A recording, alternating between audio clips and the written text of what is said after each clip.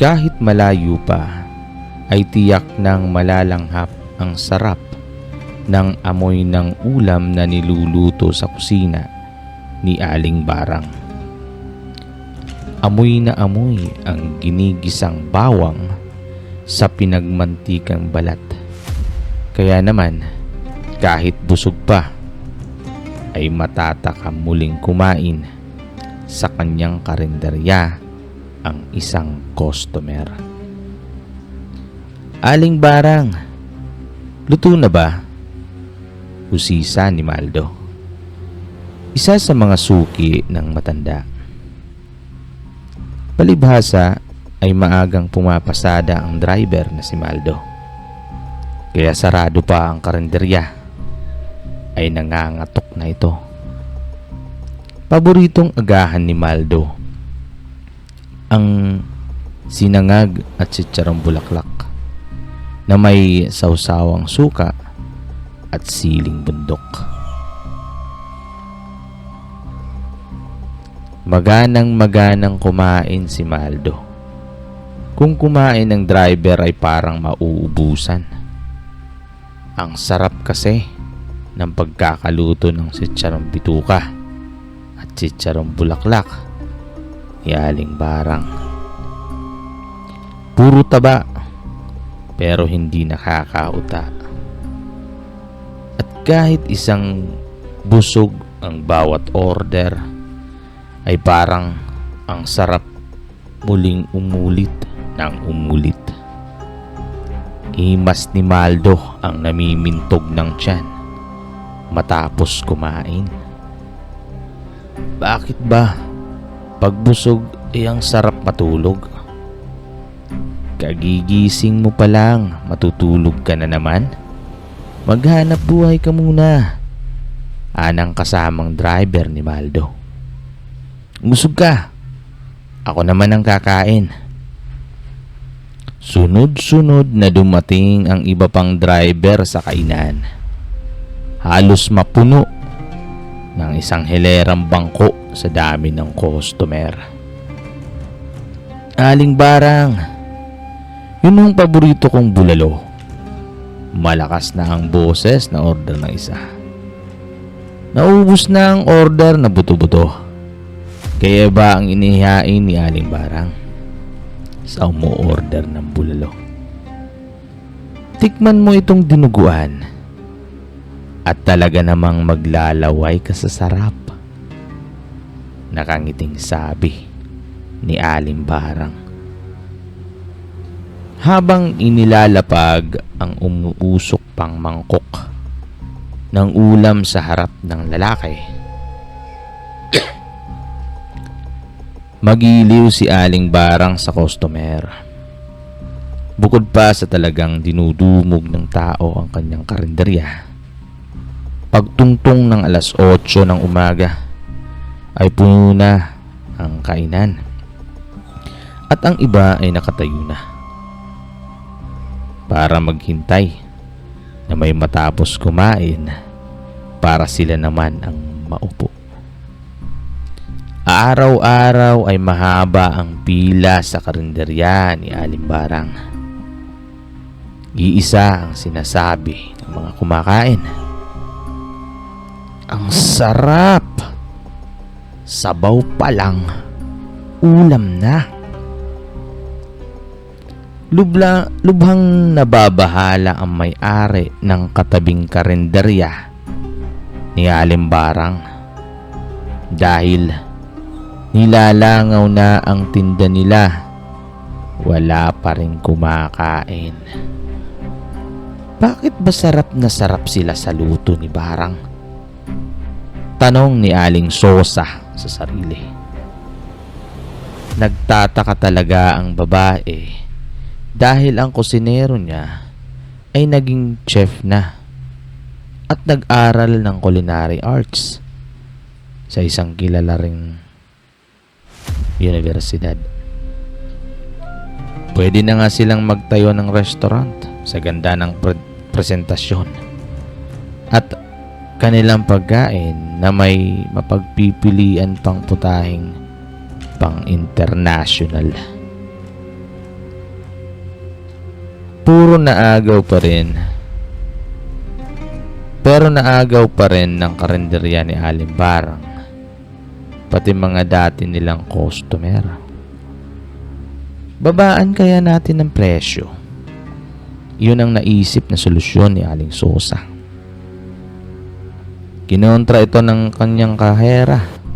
Ate, yun nga hong order na manok, libre na ang itlog. Yun nga hong order ng karneng baka, libre na ang kanin. Baka ho kulang pang pampasweldo namin ang yung tubuin.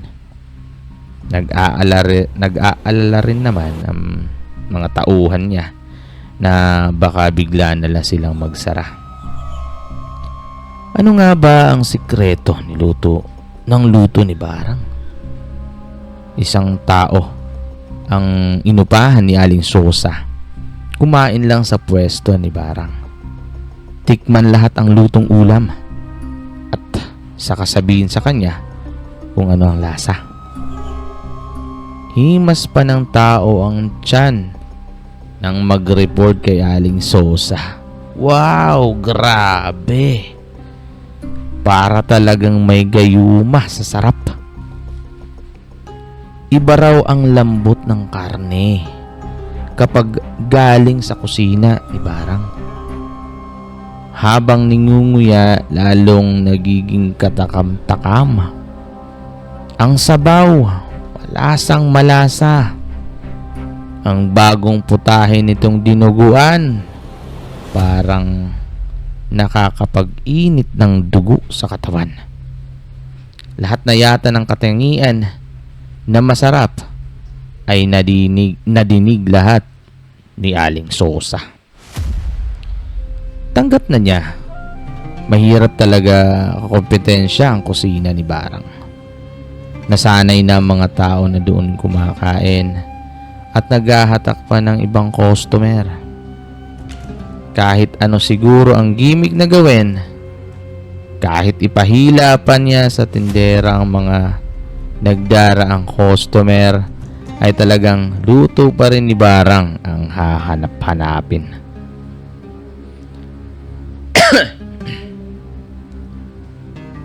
Nalulugi na ang kainan ni Aling Sosa. Ang mga nilulutong pagkain ng kanyang kusinero halos ipamigay na niya. Masakit man sa loob ko, ay kailangan na talaga nating magsara. Malungkot na sabi ng babae sa mga tauhan. Kahit abonado pa siya, ay ibinigay ni Aling Sosa ang huling suweldo ng kanyang mga tao. Ate, kahit hindi niyo ho ibigay ang sweldo ko, okay na. Awang-awa si Lucinda sa pagbagsak ng negosyo ng amo. Ang dalaga ang matapat na kahera ni Aling Sosa. Huwag ho kayong mag-alala. Makakabangon din uli kayo. Napaiyak si Aling Sosa. Salamat. Ilang linggo pa, sarado na ang lahat ng mga nakahilerang karinderya. Ang pwesto na lang ni Aling Barang ang nakabukas. Ang mga nabakanting pwesto doon ay tinayuan na ng mga computer shop, computer repair, at tindahan ng mga electronics gadget. Lalong lumakas ang kainan ni Aling Barang na dinarayo na rin ng mga estudyante at mga di-coaching customer. Lahat ay natatakam sa kakaibang lasa ng kanyang mga putahe. Ano nga ba ang sekreto sa kusina ni Aling Barang? Ito ang bagay na gustong tuklasin ni Lucinda. Gusto niyang makuha ang mga kakaibang recipe sa mga putahe ni Aling Barang upang muling ibangon ang lumagapak na negosyo ng dati niyang amo na si Aling Sosa. Mabait si Aling Sosa. Alam niya, Hindi iyon humahabol sa malaking kita, kundi ang hangad nito ay makapagbigay ng trabaho para sa iba. Ako ang tutuklas kung ano ang sikreto ni Alimbarang. Pangako ni Lucinda. Ang pagkakataong hinihintay niya ay nagbunga ng magpaskil si Alimbarang sa pwesto na nangangailangan ng katulong sa karinderya. Kahit ho tagahugas ng pinggan, pwede ako, ang giit ni Lucinda. Tanggapin lang siya. Masungit pala si Alimbarang sa mga tauhan. Ayoko nang tatamad-tamad sa kahuwag basta kakain hanggat hindi ko sinasabi. Mahigpit nitong bilin. Nakailang opo ba siya? Lahat ay gagawin ni Lucinda makuha lang ang tiwala ni Alimbarang. Nagpakitang gilas nga si Lucinda. Buti na lang at napuna ang kanyang liksi at kasipagan. Matapos ang isang linggo, ay dito na siya pinapwesto sa kusina ni Alimbarang. Gusto ko ang serbisyo mo. Gagawin kitang tagahiwa sa kusina para mabilis ang luto. Kahit paano ay napalapit si Lucinda sa kusina ni Alimbarang. Tagahiwa siya ng gulay at mula sa maliit na bintana ay inaabot niya mga nahiwang gulay sa amo. Bawal ang kahit sino na pumunta sa bandang lutuan ni Alimbarang na nahaharangan ng pader. Ate Barang, baka ho gusto niyong tulungan ko kayo magluto, sabi ni Lucinda. Katakot-takot na huwag ang sagot ni Barang. Para bang hindi nito bibigyan ng tsansa ang kahit sino na matuklasan ang lihim sa kanyang kusina. Wala akong tiwala sa iyo, diretsang sabi.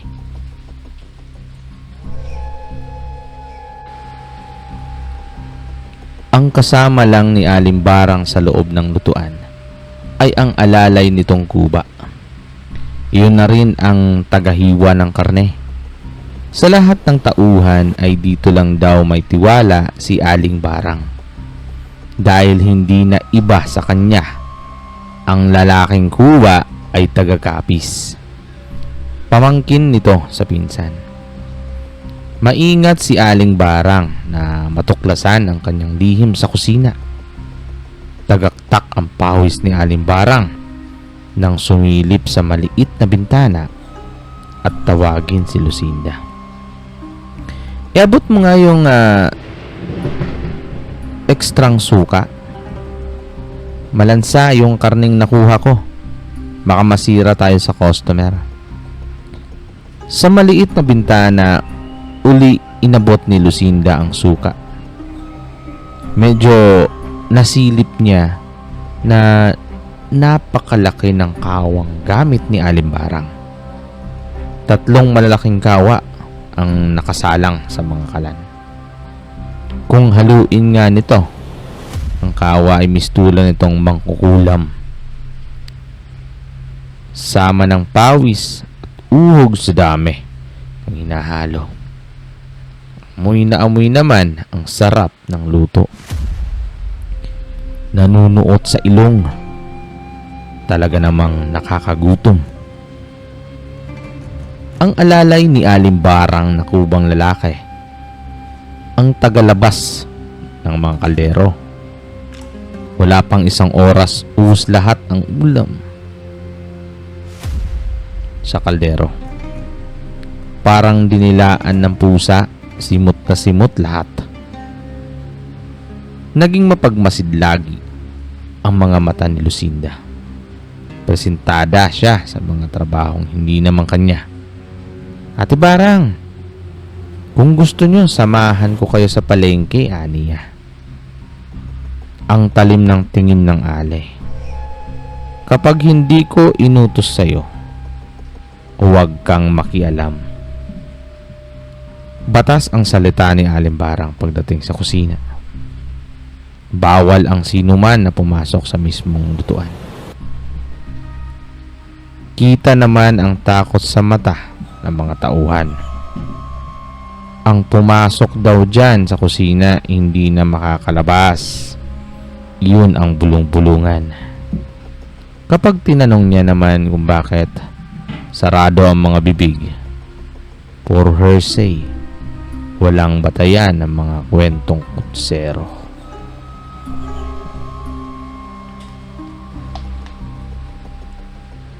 Gabi, napadaan si Lucinda sa bahay ng tiyahin nang makita niyang nakahinto ang van ni Aling Barang sa tabi ng isang punerarya. Ano kayang ginagawa rito ni Aling Barang? Baka namamakyaw ng karne, sagot din ng bilyang utak niya. Wala pang bago. Ang mayroon dito ay 3 araw na mula maimbalsa mo. Yun yata ang dinig ni Lucinda, nasabi na may-ari ng punerarya. Pwede na sigurong gawing buro o bagoong, sabi yata ni Alimbarang. Ano kaya iyong mga bulok na pinag-uusapan? Nakita niya na may inilabas na super sa lalaking styrofoam. Mula roon ay isinakay sa likod ng van. Palingalinga pa si Alimbarang, malikot ang mata. Nagsiksik si Lucinda si pinagkukublian niya, kaya hindi siya nakita nito sa dilim.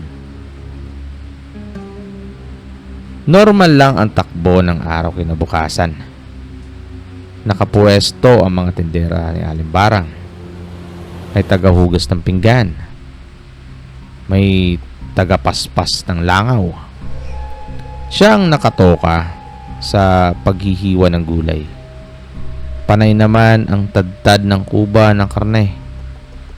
Gigil na gigil ang amoy ng lutong ulam sa kawa ni Barang ay nang aakit na naman ng mga gutuming customer.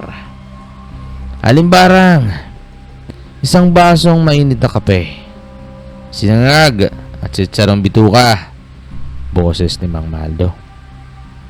Buti at hindi inaatake sa puso si Maldo sa dami ng kolesterol na pinapasok sa katawan nito. Hindi muna lumabas si Alimbarang dahil abala sa paghahalo ng nakasalang na binagoongang laman. Tagaktak ang pawis sa kahalo. Sa kabilang kawa ay nakasalang naman ang paksiw na pata. Halo dito, halo doon. May kasama pa yatang orasyon. Nakakapagod. Kaya naman matapos magluto ay humahagok na si Alimbarang sa pagod. Pagkakataon iyon ni Lucinda para pasukin ang kusina ni Barang. Tulog na tulog ang Ale. Kahit yata hagisan ng bomba ay hindi ito magigising. Walang kabog-abog ay napasok nga ni Lucinda ang loob ng kusina. Nasa loob niyon ang gahiganting freezer. Sobra rin ang laki ng mga kawa. Parang tao na ang lulutuin sa sobrang laki. Hindi napigilan ni Lucinda na tikman lahat ng putahe. Nasa loob pa. Talagang malasa. Nakakatakam ang lasa. Kumurot siya ng isang laman. Ang lambot. Manamis-namis ang lasa. Hindi pa nagkasya. Isang tipak na karne ma ang isinubo sa bibig. Parang chewing gum ng inunguya. Muling pumapak. Nasa kasarapan naman ang patikim-tikim ng maulinigan ang paparating na yabag. Naramdaman ni Lucinda na papasok ng lalaking kuba. Nahalitikan na. Bakit bumalik agad? Nataranta. Hindi alam kung ano. Tago ang gagawin. Sa ilalim ng cabinet siya kumover. Nalimpungatan si Alimbarang. Umikab. Walang kibo ang pamangkin nitong kuba na panay ang tadtad ng mga karne sangkalan. Oras na uli ng lutuan. Matabil pala ang alay habang nagluluto. Masarap talaga ang lasa ng white meat. Ani yun, may halo pang putol-putol na tawa. Ewan na lang kung hindi umalsa sa kanilang bituka. Nakangisi lang ang kuba. Kuba, naniniwala ka ba na mas masarap at masustansya ang karne ng tao? Tama ba ang dinig ni Lucinda? Karne ng tao? Baka naman nagbibiro lang si Alimbarang. Ngisi at puro oo lang ang madidinig sa kuba. Tama ka dyan. Dahil lahat ng sustansya ay nasa katawan ng tao.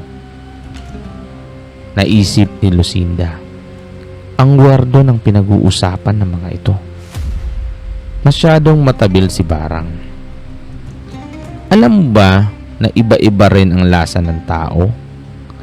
Mas masarap kainin ang batang lalaki na may edad 10 hanggang 15. Mas malasa lalo at gagawing side dish. Umayon naman si Kuba. Kung sa laki naman ang pag-uusapan, mas tender at juicy kapag mataba ang babae. Medyo matigas ang laman kapag payat. Matagal palambutin ang buto. Oo naman, sabi ni Kuba. Basta puro oo. Depende rin sa lasa ang lahi ng tao. Kapag kayo manggi ang balat, mas sagana sa omega-3. Good for the heart. Lasa raw sibuyas kapag Indian. Lasa namang bawang ang Italian. Ang tawa ni Aling Barang.